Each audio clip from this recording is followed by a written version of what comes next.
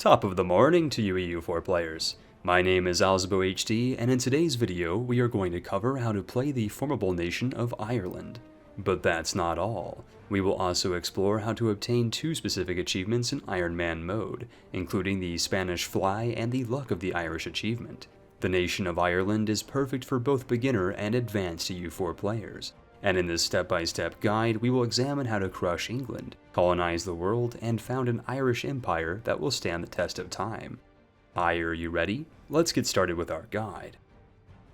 In the 1444 starting date, Ireland is split between the English colony of the Pale and 12 unique one-province minors, each possessing a different national idea group. Some of these Irish nations, like Desmond, possess arguably the best military idea groups in the entire game, and are worth keeping even after forming Ireland, with bonuses including core cost reduction, army morale, and national manpower modifiers. Other nations have less than ideal national ideas, and can be safely swapped once Ireland is founded. Outside of these considerations, if you want to obtain the Spanish Fly achievement, you'll have to start as the Central Irish state of Offaly, which we will be selecting for the purposes of this guide. Once you've selected your nation of choice, it's time to begin our game in Iron Man mode and move on to our opening steps. With the latest release of the 1.30 Emperor update to Europa Universalis, starting in Ireland has never been easier. This is because your Irish neighbors will not build up their military to their maximum force limit, allowing you to quickly consolidate your position and dunk on Dublin. Before unpausing the game, set your rivals with anyone you want. It really doesn't matter. What does matter though is that you begin building spy networks with your neighbors, with a preference for Tyrone to your north. We will use these networks to fabricate claims and expand as fast as possible. Go ahead and hire 2 to 3 infantry units in your capital and conscript your ruler into a general. You can also develop your capital province a fair bit to improve your economy, which has the added bonus to coincide with the summon the diet state mechanic. Once you can, use your network to fabricate a claim on both Tyrone and the other nation of your choice, declaring war for Tyrone as soon as it is available. With your numerical superiority, Tyrone is destined for defeat, and you can park a regiment or two on their capital while you finish off their friends. And speaking of friends, you should fabricate claims on more Irish lands while waiting for your siege timers. I strongly recommend you fabricate claims on Ulster, as control of this province will prevent Scotland from expanding onto your island, and will allow you to later establish a fort to block England. Once you've sieged down their provinces, peace out Tyrone for their province, and either vassalize or annex their co-belligerent friend. In this example, we cannot annex Desmond as they do not border us, so we will vassalize them and use their claims to expand later. It's time to move on to the next step of our guide. It is absolutely paramount that we focus taking Ulster as fast as possible, but while waiting for your spy networks, you can and should expand in other directions. Whether you vassalize an OPM for their claims or have fabricated claims on other tribes, strike early before your neighbors become vassals to the English crown. I recommend that you chain these wars together, as these Irish one-province nations tend to ally each other, but their combined forces are no match for your army. War exhaustion is only a number, so continue to annex and strip away all of the unallied OPMs you can before they begin to ally Scotland or England. I highly recommend setting your monarch power focus to administrative, as you'll be coring a lot of territory. And if you've opted to vassalize any nation, you should increase relations to plus 190, so that you can diplomatically annex them. If you use this blitzkrieg strategy, you should be in control of the majority of Ireland by the 1450s, but it is likely that there will be 1 or 2 OPMs that are allied with the Scots or the English. We are no match for these nations at the moment, and you should increase relations with them, so that your aggressive expansion does not paint you a target for their ambitions. Instead, we will opt to wait until either England or Scotland is embroiled in a secondary conflict before making our next move. Set your speed to 5, fabricate claims on England and Scotland, crush any rebellions, and wait until the War of the Roses or the 100-Year War resumes, before moving on to the next step of our guide. Eventually, France will declare war on England for their cores on the continent, and when this happens, be sure to move your troops to the border of the Pale and prepare for war with England. After waiting about a year or so, England should be getting stomped by France on the European continent, and once they begin losing the war, it's time to step in and send in the Irish Republican Army.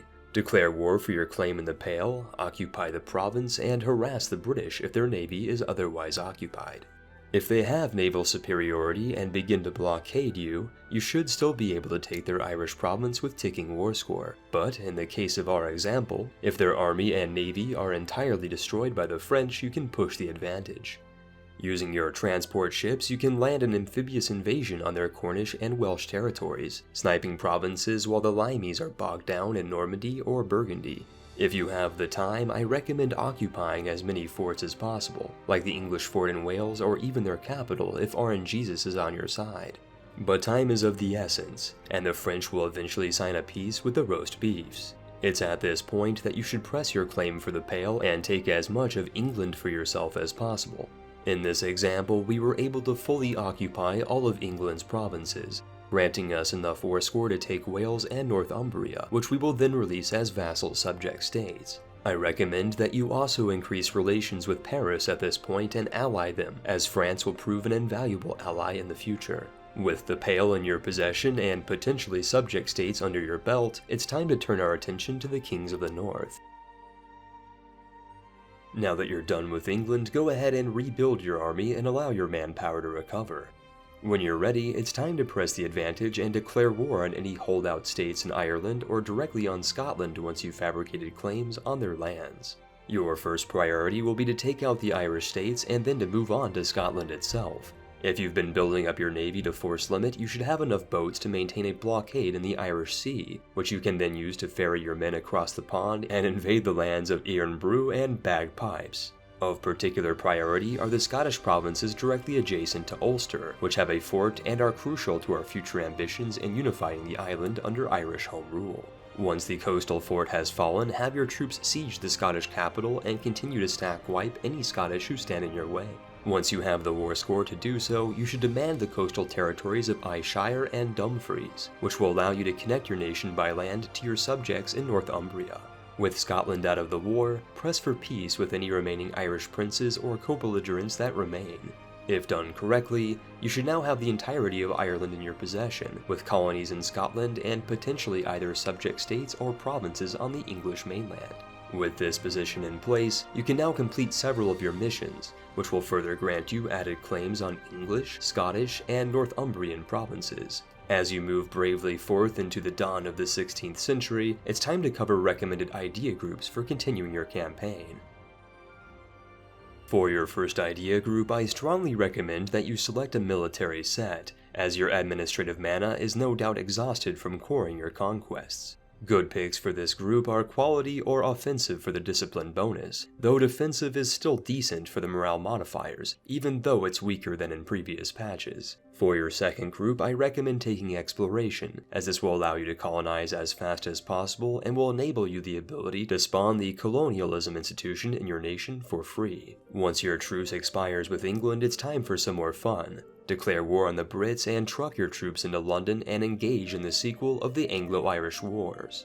You can call in your allies, potentially France, and with your vast numerical superiority plow the fields of the West Midlands with English skulls and enact a blight upon their land. Once sufficiently scattered and defeated, you should negotiate a peace that returns more lands to your vassal states and feeds them territory along northwest England, so that your state is connected with all of your subjects.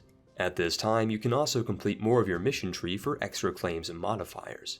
While waiting for your truces to expire with Scotland and England, have your explorers head out to the Americas on exploration missions. If timed correctly before the dawn of the 1500s, you have a strong chance to found the institution of colonialism for free, granting you a ton of free monarch power and a massive amount of prestige.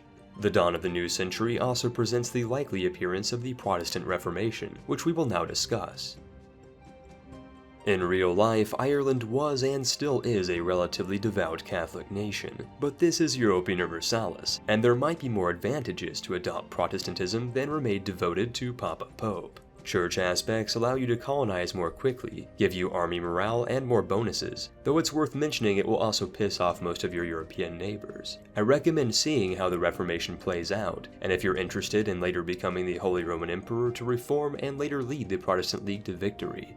With that being said, continue to conquer the British Isles until reaching tech level 10. Once at this point, you can unify your people into the formable nation of Ireland, but if you have more patience than I do and still want to obtain the Spanish Fly achievement, you should hold off on this, as forming Ireland will prevent you from gaining it. If you have the patience, I recommend declaring war on Spain or Portugal, conquering a small portion of their territory, and releasing the nations of Asturias or Leon as your vassal, which you can then use to place your dynasty on their throne for a quick and easy personal union. I don't really have the patience for this achievement and opted to skip this step, but it's your campaign, and it's really easy to gain. While waiting for truces on the British Isles, you should continue colonizing the Americas, prioritizing regions with native tribes that you can easily conquer and use to form colonial nations. Regions with natives that can be added into Ireland include Brazil, the east coast of North America, Mexico, and the Colombian coastline. While it's good to focus the conquest of the Americas in the early 1500s, I also recommend keeping an eye on the continent and continue to ally states that will aid in your unification of the British Isles. With your presence in the New World on the rise and your position in Britain unmatched, it's time to wipe up the remains of English and Scottish resistance. If Scotland is sufficiently weakened, I recommend you force vassalize them through war, and feed them back their territory for reduced aggressive expansion. You can later diplomatically annex them with this technique, and they serve as an excellent loyal attack dog for further incursions into English territory. By the mid to late 1500s, an independent England should be all but a distant memory, and once you control all provinces on the Isles, you will gain the luck of the Irish achievement. Moving forward in your campaign, you can continue conquering the Americas, and set your sights on Africa and Asia, even opting to colonize India if you're into alternative historical timelines. If you've opted to convert to Protestantism earlier on, you can also lead the Protestant League in a war against Habsburg hegemony. In my campaign, I was able to overtake the Papist League and enforce Protestantism as the official religion of the HRE, automatically making Ireland the Emperor of the Holy Roman Empire. From here, you can revoke the Privilegia, making all of Central Europe into vassal states, and continue your conquest of the Western Hemisphere and the Far East. Quite frankly, it is not only possible, but highly probable that this position will allow you to embark on a world conquest as Ireland. But as usual, I don't have the patience for that, and quit the campaign after painting half of the world green. Glory to Ireland, and good luck in your campaign. If you've made it this far, I'd like to extend a warm thank you for supporting the channel and the AI YouTube algorithm. We've made it to 60,000 subscribers, and I'm incredibly grateful to all of you for your help. If you like the content and want more, I humbly ask of you to improve relations with the like button, fabricate a claim on the subscription box, and enforce a personal union on the bell notification. Before ending the video, I would also like to announce that the partner of this channel, Ironside Computers, is giving away a free custom computer. If you are interested in a super-powered PC to play EU4 at 5 times speed, you can enter to win the PC in their sweepstakes on Gleam.io. You can try your chance at winning this handmade custom computer by checking out the link in the description box of this video, with easy steps like following them on Twitter and checking out their website to improve your chances. This Ironside Valor PC is definitely worth checking out, and I wish all of you who are interested in a free PC upgrade the best of luck. Without further ado, it's time to roll the credits.